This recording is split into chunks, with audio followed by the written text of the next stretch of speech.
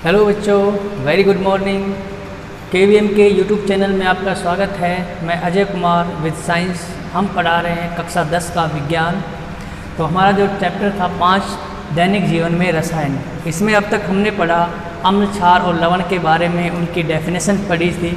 आज हम क्या पढ़ेंगे, उनके गुण, उनके लक्षण क्या क्या होते हैं, अम्ल के क्या होते हैं, विशेषताएँ क्या होती हैं, क्षार की विशेषताएँ क्या होती हैं और लवण की विशेषताएँ क्या होती हैं। अब जैसे विशेषताओं में हम सबसे पहले पढ़ें, अम्ल टॉपिक है हमारा अम्ल, क्षार व लवण की विशेषताएं। अम्ल, क्षार व लवण की विशेषताएं। इसमें से कई बार यह छोटे क्वेश्चन पूछे जाते हैं, क्या क्या विशेषताएं होती हैं। अब जैसे हम सबसे पहले क्या पढ़ते हैं, अम्ल की क्या विशेषताएं होती हैं। अम्ल क्या करता है कि यदि हम अम्ल की अभिक्रिया, अम्ल धातु से अभिक्रिया करके, अम्ल धातु से अभिक्रिया करके लवण व हाइड्रोजन गैस मुक्त करता है। क्या करता है, हाइड्रोजन गैस मुक्त करता है। यानी ये इसकी वो होती, इसमें से क्वेश्चन पूछे जाते हैं कि यदि हम अम्ल की अभिक्रिया किसी धातु से कराते हैं तो क्या बनता है, तो उसमें क्या हाइड्रोजन गैस मुक्त होती है। लवण तो बनता ही है, उसके साथ साथ में हाइड्रोजन गैस मुक्त होती है। यही कारण होता है कि हम खाने पीने की जो अम्लीय वस्तुएं होती हैं उनको किसी धातु के पात्र में नहीं रखते हैं। क्यों? क्योंकि हाइड्रोजन गैस मुक्त होती है, जिससे वो विषैली हो जाती है। तो इसमें अभिक्रिया क्या होती है, जैसे हम लिखा अम्ल प्लस में धातु, धातु कोई भी हो सकती है, इसमें दोनों अभिक्रिया करेंगे तो क्या बनाएंगे, लवण प्लस में हाइड्रोजन गैस। ये ऊपर तीर के निशान का मतलब होता है कि गैस के रूप में वो बाहर निकलेगा। जैसे हमने यहाँ पर लिया HCl प्लस में जिंक धातु से अभिक्रिया कराई, तो यहाँ पर क्या बना, ZnCl2 बन गया, प्लस में हाइड्रोजन गैस मुक्त हो गई। तो हाइड्रोजन का निकलना यानी अम्लीय गुण के कारण होता है। ये हाइड्रोजन जो निकलती है ये खाने पीने की चीज़ों को दूषित कर देती है, यदि हम उनको अम्लीय चीज़ों को धातु के पात्र में रखते हैं। तो ये तो हो गया हमारा अम्ल हो गया, इसको 2 लगा देते हैं, बैलेंस अभिक्रिया हो गई है। ठीक है, अब इसमें नोट डाल के लिख लो, इसीलिए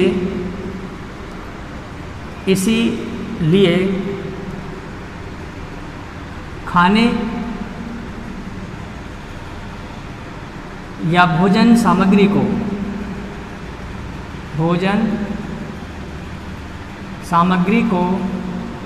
धातु के पात्र में नहीं रखते हैं। कारण क्वेश्चन आ जाता है कि जो अम्लीय भोज्य सामग्री है, अम्लीय भोजन सामग्री कैसी होनी चाहिए, अम्लीय होनी चाहिए, कि अम्लीय भोजन सामग्री को धातु के पात्र में क्यों नहीं रखा जाता है। तो उसका आंसर क्या होगा, क्योंकि अम्लीय भोजन सामग्री को जब धातु के पात्र में रखते हैं तो हाइड्रोजन गैस मुक्त होती है, जो कि उसको विषैला कर देती है। इसलिए हम उसको खाने के पीने की चीज़ों को धातु के बर्तन में बहुत ही कम रखते हैं। तो ये तो थी अम्ल के बारे में। अब क्या होता है, इसके बाद आता है क्षार। ठीक है, क्षार को क्या करते हैं, हम किसी धातु से अभिक्रिया कराते हैं, क्षार की धातु से अभिक्रिया कराते हैं तो भी क्या बनता है, लवण और प्लस में हाइड्रोजन गैस मुक्त होती है। तो इसमें ये विशेषता होती है कि क्षार जब किसी धातु से अभिक्रिया करता है तो हाइड्रोजन गैस मुक्त होगी, लेकिन ये जो क्षार होता है सभी धातुओं के साथ अभिक्रिया नहीं करता है।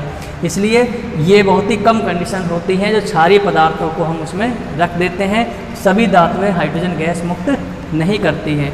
तो इस तरह से हम क्या करते हैं, जैसे कोई भी क्षार लिया, हमने यहाँ पर ले लिया NaOH प्लस में धातु लिया Zn, जिंक हाइड्रोक्साइड, या इसमें जिंकेट भी बनता है। जैसे हम जिंक की धातु की अभिक्रिया कराते हैं तो सोडियम जिंकेट क्या बनता है, लवण बनता है, सॉरी क्षार नहीं, लवण, सोडियम जिंकेट Na2ZnO2 नाम है इसका, सोडियम जिंकेट बनता है, प्लस में हाइड्रोजन गैस मुक्त होती है। तो यहाँ पर नीचे क्या लिखेंगे कि सभी धातुएं क्षार के साथ हाइड्रोजन गैस मुक्त नहीं करती हैं, या सभी धातुएं क्षार के साथ अभिक्रिया नहीं करती हैं। तो ये हो गया अम्ल और क्षार की विशेषताएं। किससे अभिक्रिया कराई हमने? धातु से। इसका स्क्रीनशॉट ले लो। इसके बाद अब नेक्स्ट विशेषता पढ़ेंगे कि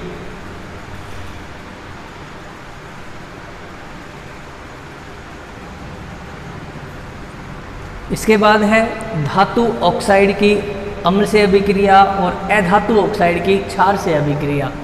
यहाँ पर क्या लिखते हैं? धातु ऑक्साइड। धातु ऑक्साइड, धातु ऑक्साइड होते क्या हैं कि जब कोई धातु ऑक्सीजन से अभिक्रिया करती है तो क्या बनाता है? MO, यानी धातु ऑक्साइड बनते हैं।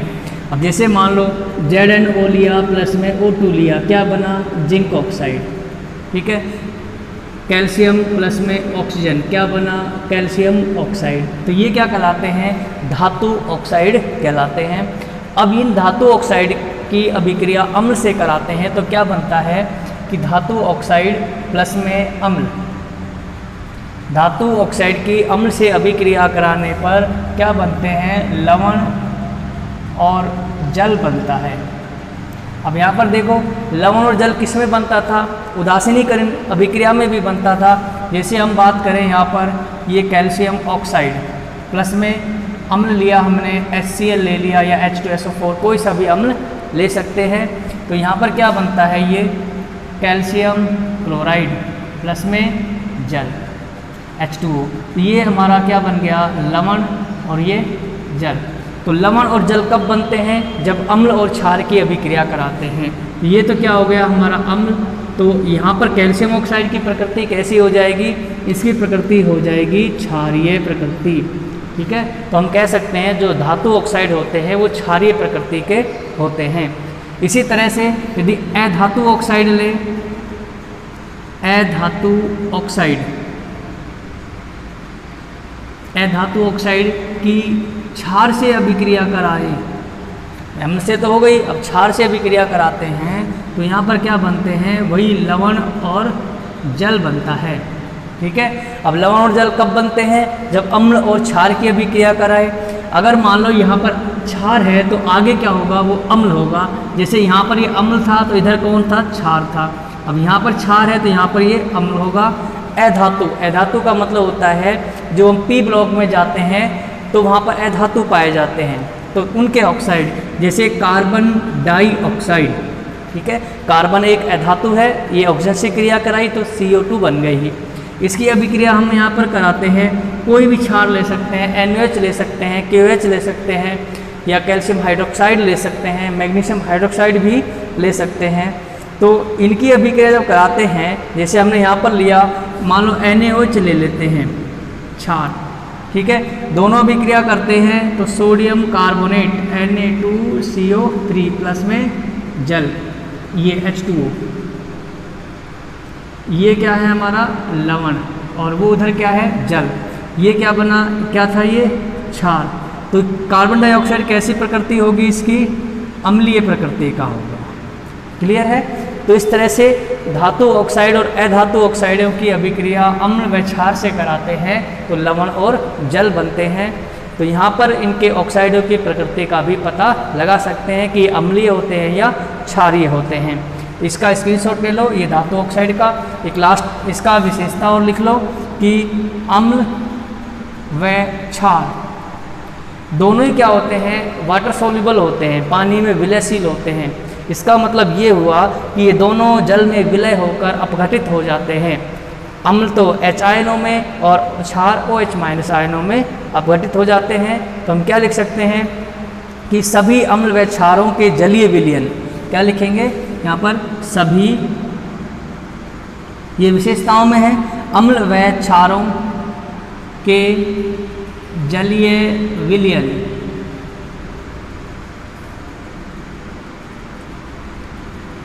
विद्युत के सुचालक होते हैं, यानी इनमें करंट बह सकता है, करंट प्रवाहित हो सकता है, विद्युत के सुचालक होते हैं। तो तो ये तो थे अम्ल, क्षार व लवण की विशेषताएं। मेन जो विशेषताएं थी मैंने इसमें करा दी हैं। फिर धातु ऑक्साइड के साथ अधातु ऑक्साइड के साथ अभिक्रिया, या अम्ल व क्षार की धातुओं से अभिक्रिया, और ये इनकी विशेषता है कि दोनों विद्युत के सुचालक होते हैं, अर्थात इनका उपयोग किस में करते हैं, विद्युत सेलों में करते हैं, विद्युत अपघट्य के रूप में किया जाता है। इनका स्क्रीनशॉट ले लो आप। इसके बाद हम लिखेंगे अम्ल, क्षार व लवण के उपयोग, उनके यूज़ क्या होते हैं, क्या क्या काम आते हैं वो। इसके बाद है अम्ल, क्षार व लवणों के उपयोग। उनमें पहला है अम्लों के उपयोग। अम्लों के उपयोग क्या क्या होते हैं, अम्ल किस किस काम के आते हैं। तो अम्ल सामान्यतः दो तरह के होते हैं, खनिज अम्ल और प्राकृतिक अम्ल। खनिज अम्लों में कौन कौन आते हैं, जैसे मान लो H2SO4 सांद्र सल्फ्यूरिक अम्ल है, HCl हाइड्रोक्लोरिक अम्ल व HNO3, ये क्या कहलाते हैं, ये खनिज अम्ल होते हैं, खनिज अम्ल होते हैं। इनमें H2SO4 क्या आता है, H2SO4, इसमें क्या, इसका उपयोग क्या करते हैं, इसका उपयोग H2SO4 का उपयोग, अब देखो प्रयोगशाला में अभिरंजकों के रूप में तो तीनों का उपयोग करते हैं, इसके अलावा भी इनके उपयोग होते हैं सेल, बैटरी, गाड़ियों में जो बैटरी रखी जाती है उनमें आदि में अपघट्य के रूप में, अपघट्य के रूप में H2SO4 सल्फ्यूरिक अम्ल का उपयोग किया जाता है। इसको अम्लों का राजा भी कहते हैं। इसको क्या कहते हैं, H2SO4 क्या होता है, इसे अम्लों का राजा, कई बार 1 नंबर में क्वेश्चन पूछ लेते हैं कि अम्लों का राजा किसे कहते हैं, तो वो कौन होता है, H2SO4 को। इसके बाद HCl के क्या उपयोग है, HCl का उपयोग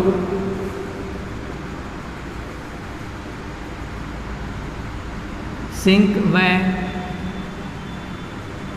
सैनिटरी को साफ करने में, सिंक व सैनिटरी को साफ करने में तथा बॉयलर को भी साफ करने में किया जाता है इसका उपयोग।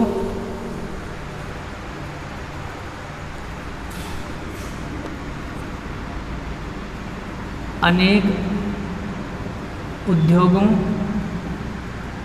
में बॉयलर का मतलब होता है उबालने वाला, है ना, एक टैंक होता है, उसको अंदर से साफ करने में काम आता है, अंदर से साफ करने में काम आता है।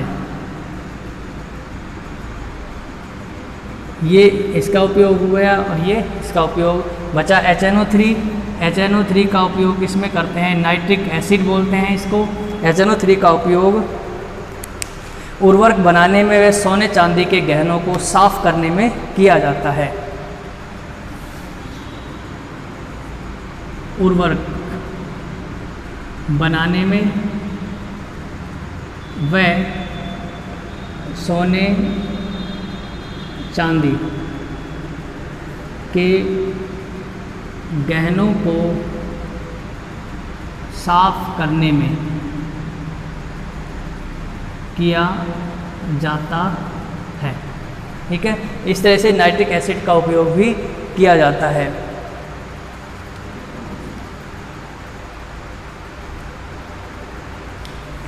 इसमें एक चीज़ और पूछी जाती है, इम्पोर्टेंट है, कि एक्वा रेजिया क्या होता है। एक्वा रेजिया क्या है, कई बार नाम आता है एक्वा रेजिया, या अम्लराज भी बोलते हैं इसको। क्या बोलते हैं, अम्लराज किसे कहते हैं, इम्पोर्टेंट लाइन है ये, अम्लराज किसे कहते हैं। तो क्या लिखते हैं कि सांद्र HCl एक भाग सांद्र HCl व 3 भाग सांद्र HNO3 को मिलाने पर बनता है। यानी सांद्र HCl और HNO3 को 1:3 में मिलाते हैं तो ये बनता है। तो यहाँ पर ये HNO3 लिख लेना, इसका HNO3 और HCl। हाइड्रोक्लोरिक अम्ल और नाइट्रिक अम्ल के क्या करते हैं कि एक HNO3 प्लस में HCl, इनका क्या करते हैं 1:3 लेते हैं और ये एक्वा रेजिया बन जाता है।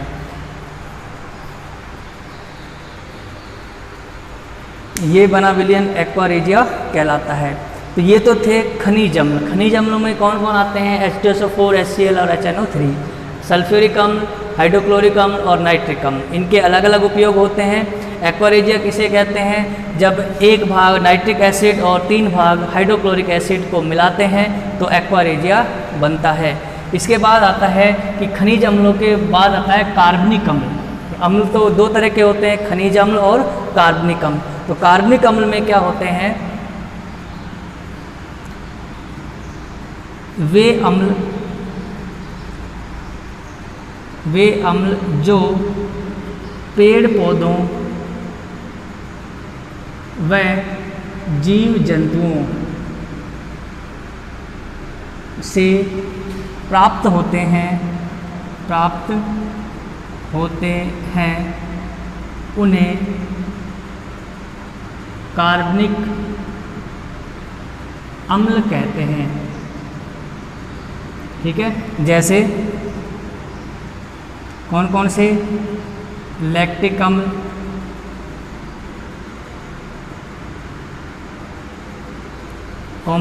टार्टरिक अम्ल,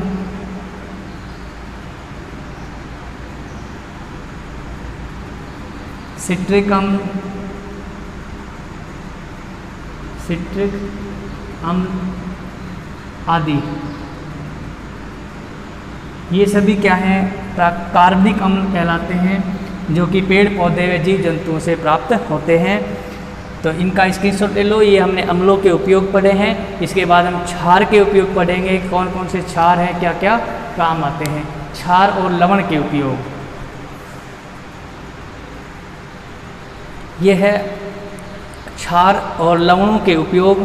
तो क्षारों के उपयोग क्या होते हैं? क्षार में NaOH आते हैं, जिनमें OH आयन मुक्त होते हैं, वो क्षार कहलाते हैं। इसमें OH है, इसमें भी OH है, इसमें भी OH है। तो ये सभी क्या हैं? क्षार हैं।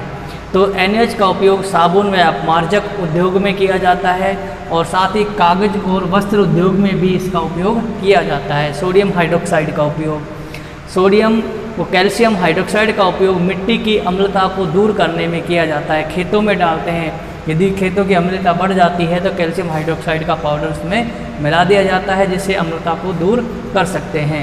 मैग्नीशियम हाइड्रोक्साइड इम्पोर्टेंट है, इसमें से क्वेश्चन आता है। इसे का दूसरा नाम क्या है? Milk of magnesia, milk of magnesia भी कहते हैं को इसको मैग्नीशियम हाइड्रोक्साइड को। ये एक एंटा एसिड होता है। एंटा एसिड का मतलब होता है, यानी एसिड का मतलब होता है अम्ल, एंटी का मतलब होता है विपरीत, यानी ऐसा पदार्थ जो अम्लता को नष्ट कर दे, ख़त्म कर देते हैं। कई बार क्या होता है कि ज़्यादा तला हुआ खाने से पेट में एसिडिटी होती है, जलन होने लगती है, यानी अम्ल की मात्रा पेट में ज़्यादा हो जाती है, जिसके लिए इसका जो घोल होता है वो पिया जाता है। इसलिए ये पेट की अम्लता व कब्ज को दूर करने में काम आता है। इसे मिल्क ऑफ मैग्नीशिया भी कहते हैं। इम्पोर्टेंट है, कई बार 1 नंबर में क्वेश्चन इसका आता है। लवणों के उपयोग, लवण में कैल्शियम कार्बोनेट, सिल्वर नाइट्रेट और फिटकरी मेन है। और भी आएंगे, हम डिटेल पढ़ेंगे उनका। तो इनका कैल्शियम कार्बोनेट एक संगमरमर का पत्थर जो होता है वो कैल्शियम कार्बोनेट का ही बना होता है। इसका फर्श बनाने में काम में लेते हैं। और धातु कर्म, यानी धातु कर्म का मतलब होता है कि खनिज से धातु को निकालना। तो खनिज से हम किसको निकालते हैं? लोहे को निकालते हैं। तो लोहे के निष्कासन में इसका उपयोग, कैल्शियम कार्बोनेट का उपयोग किया जाता है। वह सीमेंट उद्योग में भी इसका उपयोग करते हैं। AgNO3 सिल्वर नाइट्रेट का उपयोग फोटोग्राफिक में व अमोनियम नाइट्रेट का उपयोग उर्वरक व विस्फोटक बनाने में किया जाता है। ये खेतों में काम आता है। अमोनियम नाइट्रेट उर्वरकता को बढ़ा देता है। और फिटकरी का उपयोग सूत्र होता है। फिटकरी एक द्विक लवण होता है, इसमें पोटेशियम सल्फेट और एल्युमिनियम सल्फेट मिले होते हैं। और 24 H2O जल के अणु हाइड्रेट के रूप में रहते हैं, शुष्क जल के रूप में। इसका उपयोग जल के शुद्धिकरण में किया जाता है, जल के शोधन में फिटकरी का उपयोग करते हैं। इस तरह से अम्ल, क्षार और लवणों के उपयोग हो गए। साथ साथ नोट्स बनाते चलना, क्योंकि पॉइंट लिखाए जा रहे हैं। इसके बाद जो नेक्स्ट टॉपिक होगा हमारा वो पीएच स्केल होगा, इम्पोर्टेंट टॉपिक है, इसका स्क्रीनशॉट ले लो आप। इसके बाद हमारा जो नेक्स्ट टॉपिक है वो है पीएच स्केल। पीएच स्केल होता क्या है कि पीएच स्केल हाइड्रोजन आयनों की सांद्रता को मापने में काम आता है, यानी हमारा टॉपिक है पीएच स्केल। स्केल एक पैमाना है, जैसे हम बुखार को मापते हैं थर्मामीटर से मापते हैं, हर चीज़ को मापने का एक स्केल होता है।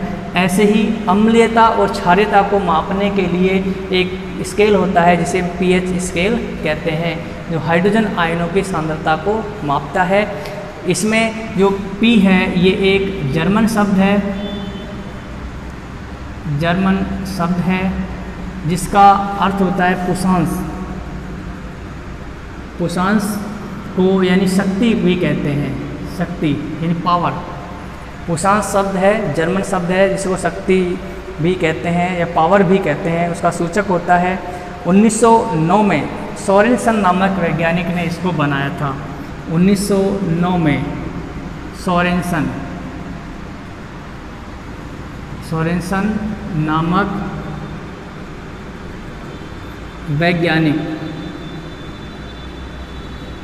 वैज्ञानिक ने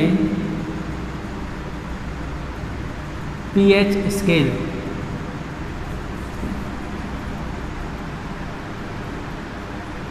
बनाया। ठीक है, तो पीएच स्केल होता क्या है, इसकी परिभाषा क्या लिखते हैं हम। तो इसमें जो हाइड्रोजन आयन होते हैं, इसमें क्या किया था, हाइड्रोजन आयनों को P की सांद्रता के रूप में लिखते हैं, सांद्रता के रूप में या घातांक के रूप में इनको pH कहा गया। तो जो हाइड्रोजन आयन होते हैं वो P के क्या होते हैं, घातांक के रूप में होते हैं हाइड्रोजन आयनों को, इसलिए इसको क्या कहते हैं, pH कहते हैं। तो इसकी जो डेफिनेशन होगी वो क्या होगी, इसकी हाइड्रोजन आयनों की सांद्रता के ऋणात्मक लॉगरिथम को पीएच स्केल कहते हैं। तो इसकी डेफिनेशन क्या लिखते हैं हम, पीएच स्केल की जो परिभाषा है वो क्या है कि हाइड्रोजन आयनों के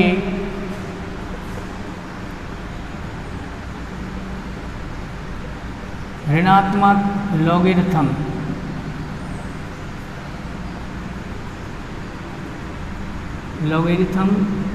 को पीएच स्केल कहते हैं। छोटी सी डेफिनेशन है, हाइड्रोजन आयनों की सांद्रता के ऋणात्मक लॉगरिथम को पीएच स्केल कहते हैं। लॉगरिथम को लघु गणक भी बोलते हैं, क्या बोलते हैं, लघु गणक। तो इसको हम लिखते एक सूत्र के रूप में क्या लिखते हैं कि pH बराबर -log10 और यहाँ पर क्या लिख देते हैं H+ आयन। ये pH स्केल का सूत्र है। अब क्योंकि हमें पता है कि जब हम किसी विलयन का आयनन होता है तो हाइड्रोजन आयन मुक्त होते हैं, तो वो हाइड्रोजन आयन जल से अभिक्रिया करके हाइड्रोनियम आयन बना लेते हैं।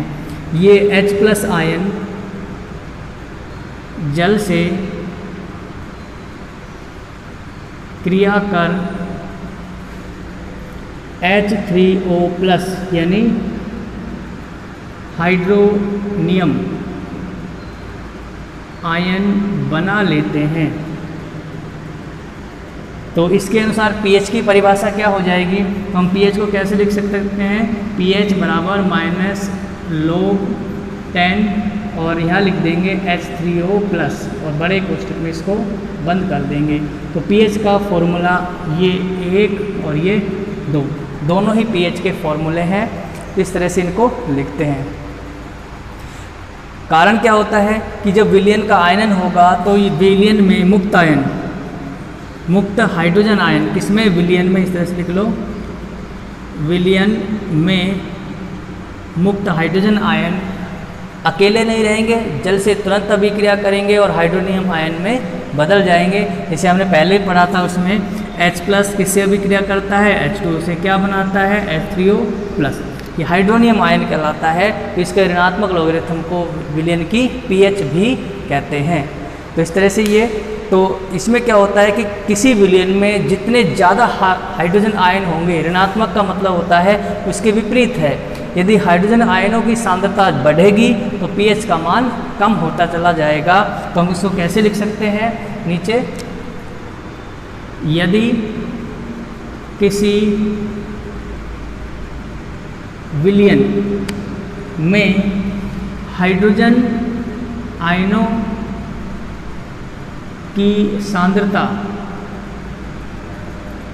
बढ़ती है, जितनी बढ़ेगी या बढ़ती है, तो विलयन की pH भी उतनी ही घटती है, यानी कम होती जाएगी।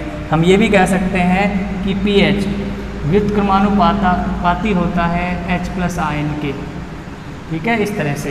तो इसका स्क्रीनशॉट ले लो आप। ये pH की परिभाषा हो गई, ये इसका सूत्र हो गया, ऐसे भी लिख सकते हो, और ये इसकी विशेषता हो गई है, क्योंकि हाइड्रोजन आयनों की सांद्रता के व्युत्क्रमानुपाती होता है। इस तरह से दिख रहा होगा, इसका स्क्रीनशॉट ले लो।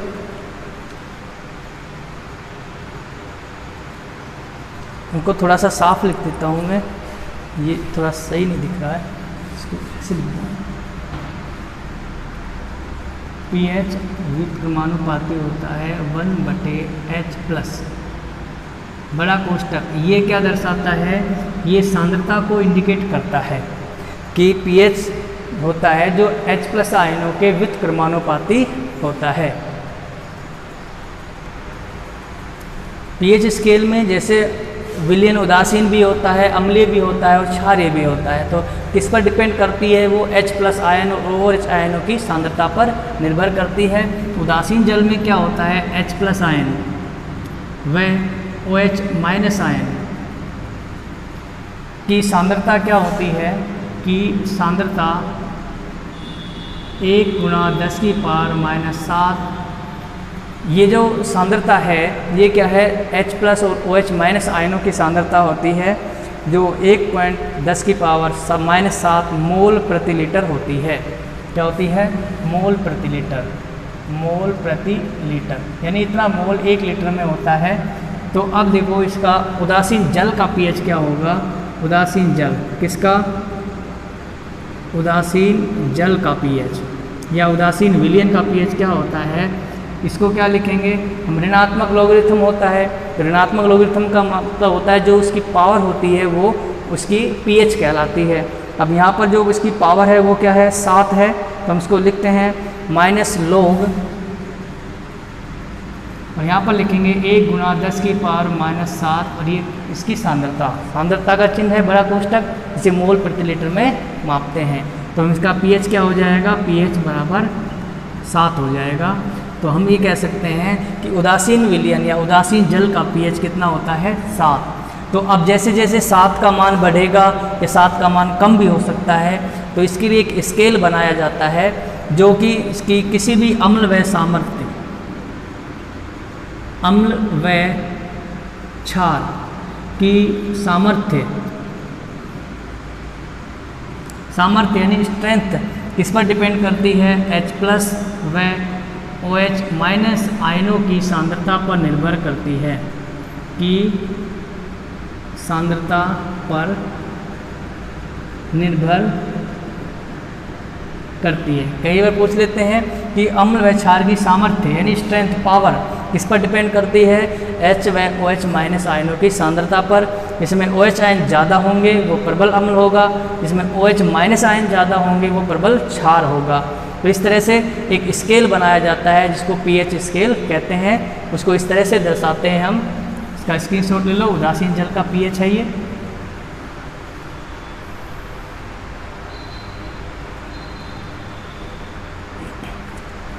तो हम क्या लिख सकते हैं, यदि pH, यदि यहाँ लिख दो, यदि pH 7 से कम है, 7 से कम का मतलब जैसे 6 हो गई, 7 या 6.9 हो गई, 6.8 हो गई, 6, 5, 4, 2, 3, 1 इस तरह से होती है, तो विलयन क्या होता है? विलयन अम्लीय प्रकृति का होता है। विलयन क्या होता है? कम है तो विलयन अम्लीय होगा, ठीक है। और यदि pH 7 से अधिक है तो विलयन कैसा होगा? क्षारीय होगा, है ना। तो इनके लिए एक स्केल बनाते हैं। स्केल में क्या लिखते हैं हम? इस तरह से एक लाइन लिखते हैं,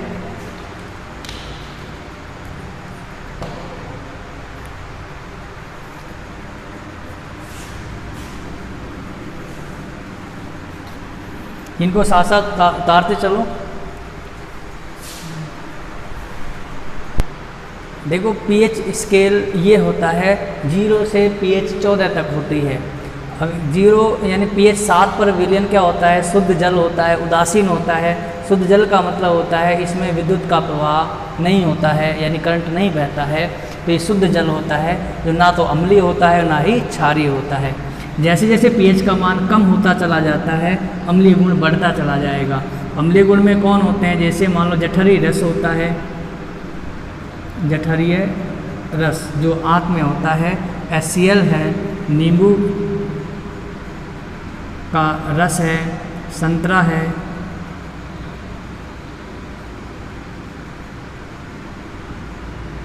आदि खट्टे फल, है ना, दही, ये सभी क्या आते हैं? अम्लीय उस माध्यम में आ जाते हैं। और जैसे जैसे pH बढ़ता है, 8 हुआ, 9 हुआ, 10, 11, 12 और 13, और यहाँ पर pH क्या हो जाता है? मैक्सिमम 14 हो जाता है। तो इसमें ये क्षारीय गुण बढ़ते चले जाते हैं। तो इसमें जैसे मान लो NaOH क्षार हो गया, या साबुन का पानी, ये सभी क्या है? क्षारीय एग्जाम्पल्स में आते हैं। साबुन का पानी है, सोडा युक्त है, शीतल पेय है, मिल्क ऑफ मैग्नीशिया है, magnesium hydroxide MgOH2, milk of magnesia, calcium hydroxide, इस तरह से ये सभी क्या है? क्षार के एग्जाम्पल्स हैं। हम जैसे जैसे pH का मान बढ़ते जाएंगे क्षारता बढ़ेगी, pH का मान कम होता चला जाएगा 7 से, तो अम्लीयता का गुण बढ़ता चला जाता है। तो इसे pH स्केल कहते हैं। इसके बाद जो नेक्स्ट टॉपिक है वो है दैनिक जीवन में pH की भूमिका, यानी pH हमारे जो दैनिक जीवन में क्या क्या उपयोग होता है इसका। इसमें दैनिक जीवन में महत्व में जो फर्स्ट आता है वो है इम्पोर्टेंट है उदर की अम्लता, यानी पेट में जो अम्लता होती है, स्टोमच में जो अम्लता होती है वो किसके कारण होती है? इसका कारण क्या होता है? पेट की अम्लता का जठर रस में जो HCl होता है, हाइड्रोक्लोरिक अम्ल होता है, तो वो क्या करता है? पेट में जलन होने लगती है, इसकी मात्रा ज़्यादा हो जाती है, पेट में जलन होती है, दर्द होता है और चुभन सी महसूस होने लगती है। तो पेट की अम्लता को कम करने के लिए, इससे पहले हमने पढ़ा था कि अम्ल क्षार के गुणों को नष्ट करता है और क्षार अम्ल के गुणों को नष्ट करता है, जिससे उदासीन विलयन बनता है। तो पेट में इसको कम करने के लिए, ख़त्म करने के लिए हम क्या करते हैं? जठर रस में HCl के कारण पेट में जलन व चुभन होने लगती है, जिसे दूर करने के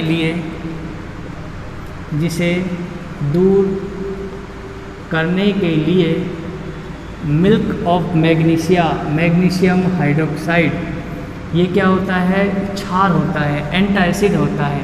क्या होता है? प्रतिअम्ल। प्रतिअम्ल का मतलब होता है जो अम्ल को नष्ट करे, प्रतिअम्ल कहलाता है।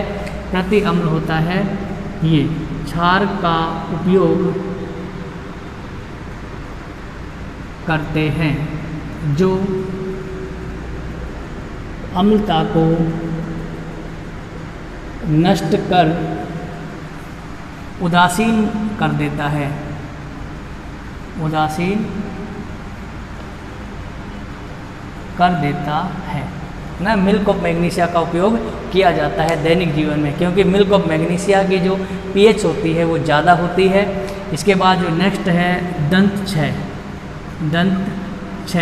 दंत क्षय का मतलब होता है हमारे दांतों का नष्ट होना। यदि हमारे पेट में या हमारे मुंह में ज़्यादा अम्लीय माध्यम हो जाता है तो अम्लीयता के कारण हमारे जो दांत होते हैं, टीथ होते हैं, वो धीरे धीरे नष्ट होने लगते हैं। इसका भी एक क्राइटेरिया होता है, यदि उस रेंज में हमारा पीएच रहे तो दांत हमारे सुरक्षित रहते हैं। तो इसमें क्या होता है, दंत क्षय में हम किस तरह से लिखते हैं, यदि हमारे दंत का पीएच मुख में जो मुख की पीएच 6.5 के करीब होती है, तो जैसे हम भोजन खाते हैं, खाना खाते हैं, तो हमारी पीएच का मान कम होने लगता है, यानी अम्लीयता बढ़ने लगती है। यदि अम्लीयता 5.5 से कम होने लगे तो क्या होता है, दांतों की इनेमल नष्ट होने लगती है। दांतों की इनेमल नष्ट होने लगती है। इनेमल जो कि सबसे कठोर भाग होता है, दांतों के ऊपर लगा रहता है ना, तो वो नष्ट हो जाए तो हमारे दांत अपने आप ही खराब हो जाते हैं। तो हमारी इनेमल को बचाने के लिए क्या करते हैं, हम इस अम्लीयता को कम करने के लिए क्षारीय माध्यम के यानी दंत मंजन का उपयोग करते हैं लगती है, जिसे कम करने के लिए क्षारीय दंत मंजन का उपयोग करते हैं, जो क्षारीय होते हैं। इस तरह से हम दांतों को सड़ने से, नष्ट होने से बचा सकते हैं। वहाँ भी पीएच का महत्व है कि जैसे ही पीएच कम होने लगे तुरंत दंत मंजन का या ब्रश टूथपेस्ट का उपयोग करते हैं, जो कि क्या होते हैं, क्षारीय होते हैं, जिससे हमारे मुंह की जो अम्लता होती है वो कम होने लगती है और दांत बच जाते हैं। इसके बाद है कीटों का डंक। देखो कीट तो जहरीले कीट होते हैं, जैसे मधुमक्खी है, चींटी है, यदि वो अपना डंक मार देते हैं तो उनके डंक से अम्ल स्रावित होता है, एसिड स्रावित होता है, जो त्वचा के संपर्क में आने पर हमारी त्वचा में जलन उत्पन्न हो जाती है। तो उस जलन को कम करने के लिए क्या करते हैं, ये अम्ल होता है, अम्ल पर हम क्षार लगाते हैं, जैसे सोडियम हाइड्रोजन कार्बोनेट क्षार का उपयोग करते हैं। इसको लगाने से इसकी डंक की जो अम्लीयता है वो नष्ट हो जाती है और कैसा हो जाएगा, वो उदासीन हो जाता है और जलन कम होने लगती है। तो ये भी पीएच का महत्व है कि यहाँ पर जैसे अम्ल स्रावित होता है तो पीएच का मान कम हो जाता है, हम उसकी पीएच को बढ़ाकर उसको उदासीन कर देते हैं। ऐसी अम्लीय वर्षा जल वैसे तो शुद्ध होता है, बिल्कुल शुद्ध माना जाता है, लेकिन हमारे जो पर्यावरण प्रदूषक होते हैं, वायुमंडल में हाइड्रोजन है, नाइट्रोजन है, सल्फर है, ये सभी आपस में अभिक्रिया करके अम्ल बनाते हैं। तो वो अम्ल वर्षा जल के साथ मिलकर भूमि पर गिरता है। जब भूमि पर गिरेगा तो उसे हम अम्लीय वर्षा कहते हैं। तो अम्लीय वर्षा के कारण भूमि की उर्वरकता यानी उर्वरक क्षमता नष्ट हो जाती है और फसल या पैदावार कम होती है। इस तरह से हम उसकी भूमि की पीएच को कम करने के लिए उसमें जिप्सम डालते हैं या कोई क्षार डालते हैं, जिससे कि उसकी अम्लता कम हो जाती है और उपजाऊपन बना रहता है। इस तरह से दैनिक जीवन में पीएच के बहुत से महत्व होते हैं। तो ये वीडियो कैसा लगा हो, वीडियो को ज़्यादा से ज़्यादा लाइक करें और चैनल को सब्सक्राइब करें। इसके बाद नेक्स्ट वीडियो में हम पढ़ाएंगे दैनिक जीवन में काम आने वाले कुछ महत्वपूर्ण यौगिक, जिनमें से ज़्यादातर क्वेश्चन आते हैं। तब तक के लिए धन्यवाद। Thank you very much.